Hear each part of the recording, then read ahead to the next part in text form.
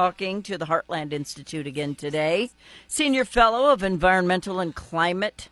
We have Anthony Watts on the live line to talk about the heat index. Hi, Anthony. Hello there. Good morning. I'm glad that we are talking about this because as a former chief forecaster, people used to want to know what the wind chill or the heat index was all of the time instead of the actual temperature because it is a thing. Yeah, well, it's become something that's been a bit abused lately, Exactly. particularly with the specter of climate change that's been lingering all over the media. The heat index is being, touted as the sort of like the new temperature. And so in the recent weeks, even last year, we were seeing television stations reporting the heat index in giant big letters, and record heat index, for example, station down in Tampa, Florida, did that this year. But the problem is that heat index is not a real measured thing. It's an estimate, and it changes based on the humidity and temperature. For example, if you have a temperature of 90 degrees and a humidity of 75%, you'll see a heat index of around 107 to 108, and that will freak people out. But if you have a heat index, or if you have a temperature of 90 degrees and a humidity of 25%, you end up with a heat index of 85 degrees, actually cooler. And so the heat index is an estimate of how your body reacts to humidity and temperature. That gives you that feels like temperature. But, it's not the same for everyone. Some people are taller or bigger than others. Some people are obese. Some people are thin. Some people are in good health. Some people are in bad health. And so this number is just sort of a blanket thing that they're supposed to use for everybody, but not everyone reacts the same way to those kinds of temperatures. Exactly. I used to have a chart where you could take the temperature and the humidity and slide your fingers and find out what the heat index was or the wind chill was, depending on where you live and what the climate is there. And people found it very helpful, but 20 years ago, nobody was quite this obtuse where they thought that was the actual temperature. That's true, and it's being pushed as something dangerous now. We got through almost 200 years of history in the United States without needing a heat index, and people just knew it was hot. Yeah, they did. Right. And it's a common sense thing. If it's hot and humid outside, don't go outside and exert yourself. You don't need the National Weather Service or some TV meteorologist saying, alert, alert, heat index alert, You're killing me, man, because it's so true. It's so true. They make it sound like it's Hotmageddon or something coming at them and that it has everything to do with climate change, and it just doesn't. It's a humidity change. Yeah, I mean, the kind of reports they give are something like this. Direct from the Super Doppler Woppler 9000 Weather Center, it is a heat index alert. We're getting a humidity cyclone bomb coming at us. Everyone, run for your lives. It's just summer, folks. It's called summer. It's called summer, and yes, it's hot in the summer. Yes, some temperature records will be broken somewhere in the summer, but it's not a crisis, and it has nothing to do with climate change. Don't let anyone make you believe that climate change is worsening the heat index. The only thing that's worsening the heat index are the people that are pushing it as some kind of an alarm. And we're all so fatter than we used to be, so it feels hotter. That's true. And the Green New Scam has tried to include so many different appliances and things, and I even got an email the other day that said if you don't like, climate change, you have to get rid of your dogs. And I'm like, oh, we're just going to include every damn thing here now, aren't we? It's just gotten silly. Yeah, it is. And, can you imagine a climate change activist confronting someone saying, you have to get rid of your dog because your dog is killing the planet? I mean, these people don't stand a chance in the court of public opinion when it comes to, claims like that. Or if they did the same thing for a cat. Yeah. The problem with climate alarmists is that they will go after anything, anything, just, forward their cause. They are truly in the belief system that the world is going to hell in a handbasket, and we are responsible as humans for using our cars, electricity, and so forth and so on. And it's not true. The fact is that weather's actually gotten less worse over the past 50 years. I agree. And it's hubris on our part. It's arrogance on our part to think that we are even capable of that. And all of the countries who are getting together saying we need to force the United States to pay its, and you'll love this, fair share of fighting climate change, when that's their way of saying, give me your money. Right. It's another wealth distribution system, basically. That's all it is. And I want to point out that, yes, it has gotten hotter in cities over the last 50 years. Why? Well, yes, it's because we've added more infrastructure. We've added more concrete, more asphalt, more bricks. And these things, during the day, they absorb sunlight.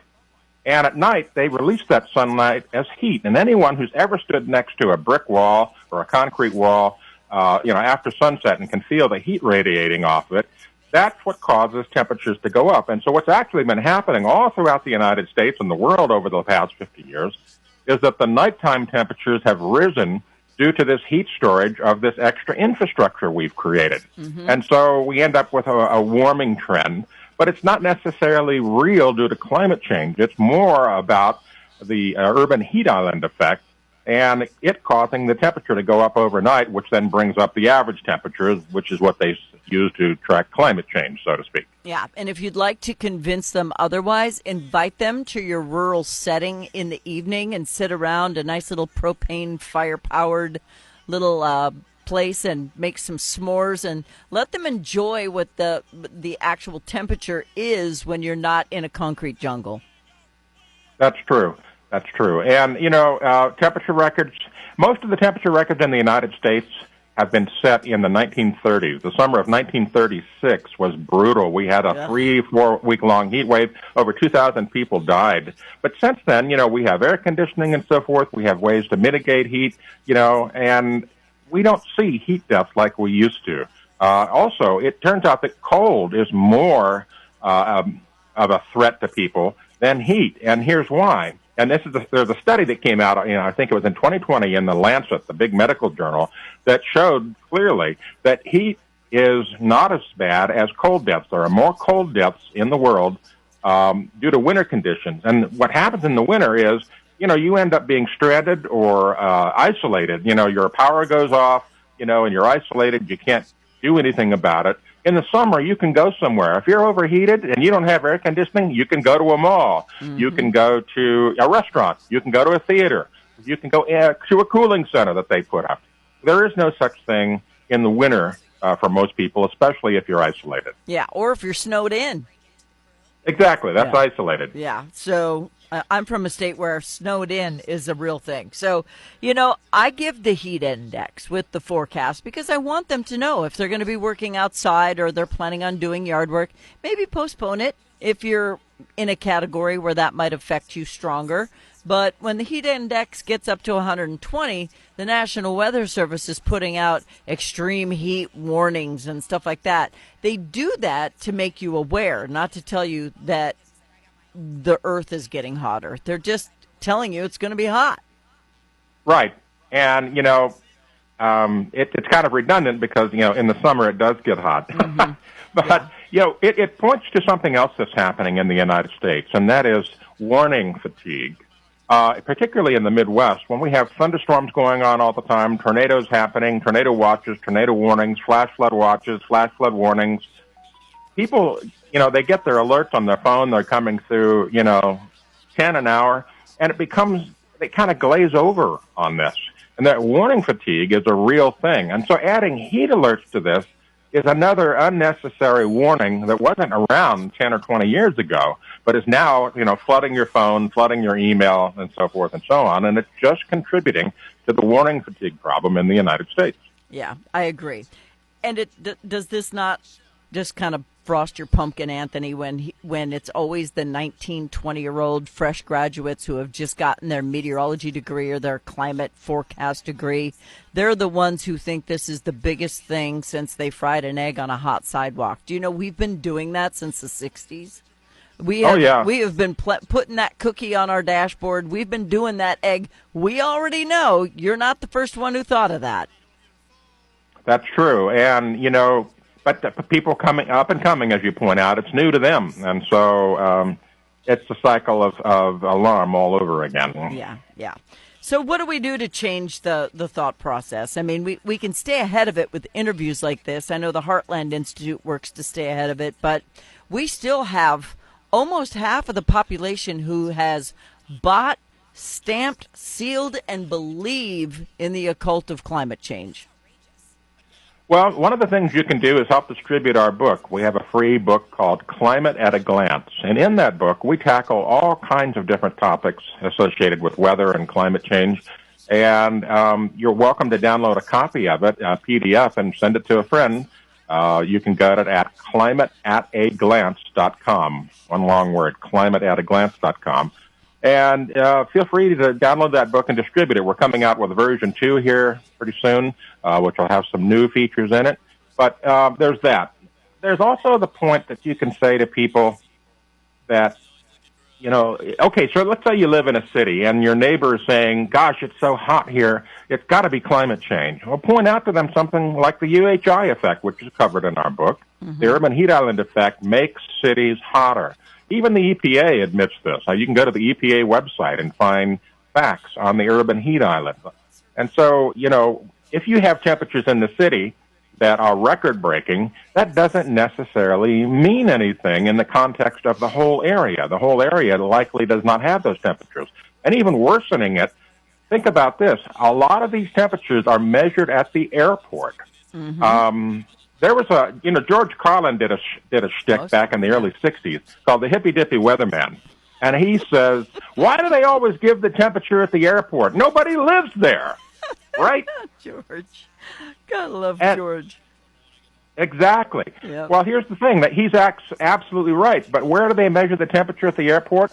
Right on the runways, because the airplanes, the pilots, need the exact temperature on the runway so they can calculate something called the density altitude, which is important for loading and takeoff and all that sort of stuff. Well, the temperature on the runway is not representative of what we live in the city, and it's generally hotter, simply because it's a giant heat sink of asphalt. And so, and to give you an example, it's gotten worse. You've flown through Chicago O'Hare Airport, right? Yeah, too many times, yes. Yeah. So the luggage tag says ORD. That's O'Hare Airport today. Well, it doesn't really stand for O'Hare Airport. It stands for what it was way back when in the time of Lindbergh, Orchard Field, ORD. And so it started out as this grass field kind of a thing, and it's grown into this megaplex of concrete, asphalt, terminals, buildings, shuttles, all this stuff. And they still measure the temperature there. Well, guess what? The temperature in that area has gone up dramatically.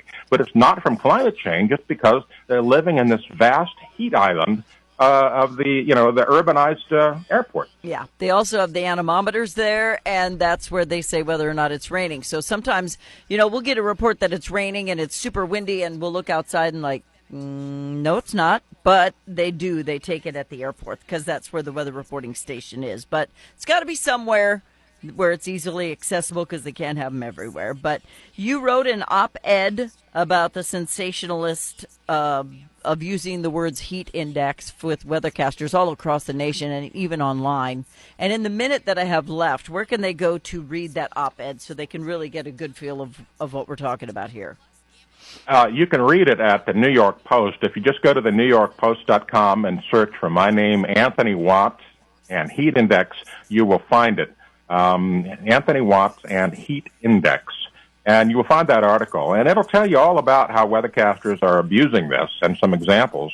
And there's also a version of it on the westernjournal.com, that's a little more detailed. But, when you get these heat alerts from your local weathercaster, take it with a grain of salt.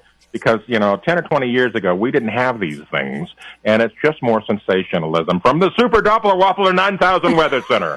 And it's going to be hot in the summer, so deal with it.